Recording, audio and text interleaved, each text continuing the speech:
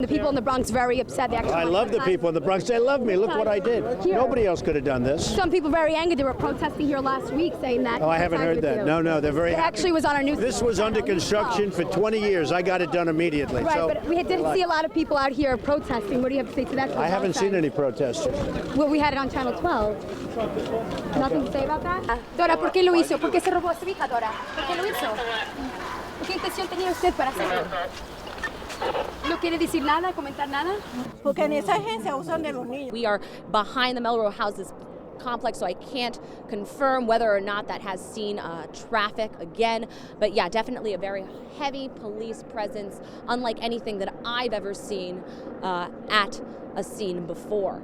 And at this time, like I have mentioned, one suspect in custody. That is what we're hearing on reports.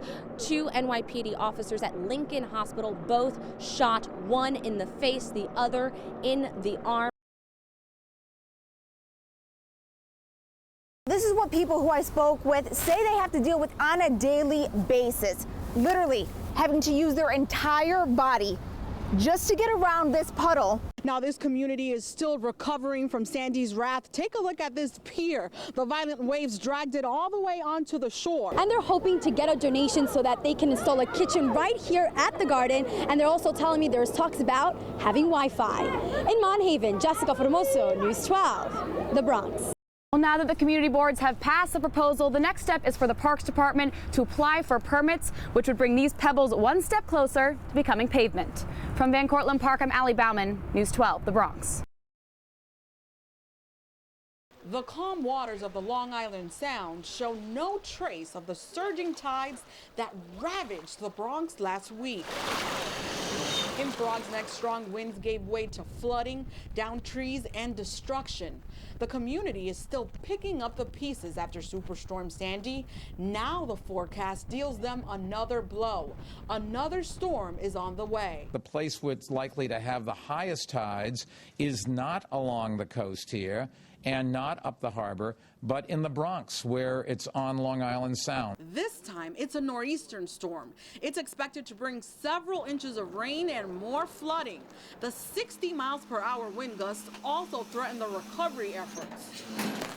I think it's going to be pretty bad because last time it happened, a whole boat washed up right on my friend's backyard. Everything got flooded out. Now this community is still recovering from Sandy's wrath. Take a look at this pier. The violent waves dragged it all the way onto the shore. That's why Governor Andrew Cuomo is encouraging local governments to make sure all debris is cleared up before the next storm. This as construction crews try to beat the clock and locals plan for the worst. Buckle down, secure everything because the storms just keep seeming to get worse and worse. Buy a lot of gas before all that happens and have a lot of supplies. And if they tell you to leave, take their advice and leave. Reporting from Throgs Neck, Amy Yensi, News 12, the Bronx. Sean Ross, Shawnee as we call him, he was a friend of mine. I grew up with him. I went to school with him. So it's hit home this time. It's really hit home this time. 31-year-old Sean Ross was gunned down just last week here on Decatur Ave. He's the victim of the 6th shooting that's happened here in the 52nd precinct since April. People who have lived here their entire lives now live in fear. Nicole Sabirat says it could have been her or her family. I live down here on 194. The last act of violence happened here on 195, but I could have been walking to the store. I could have been coming out the store when it happened, so I could have been in the midst. And now fellow community leaders and residents are fighting to take back what they say was once a peaceful neighborhood. They're taking it to where it all began, the streets. We hope to have community residents and other folks from the Community Board 7, Assembly people showing up to help us restore the peace. You need to take a stand because every time you speak about the Bronx, it makes an impact on what happens, and violence needs to end now. The people who live in this neighborhood pray that their words don't fall on deaf ears and that the violence, for the sake of their children, stops. From Decatur Ave, Amber Diaz, News 12, the Bronx.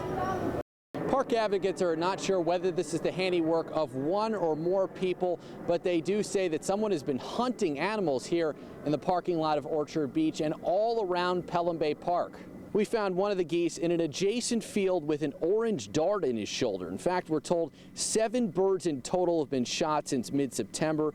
2 of them found dead. 2 others were rescued and later euthanized. 1 squirrel was also shot. Park rangers were out in full force here at Orchard Beach looking for clues as advocates are calling for patrols to be stepped up here and in parks around the city. Hunting animals is a felony, punishable by up to 2 years in jail. Somebody who doesn't understand what they're doing. I don't like to judge. They just don't understand what they're doing. It's not right.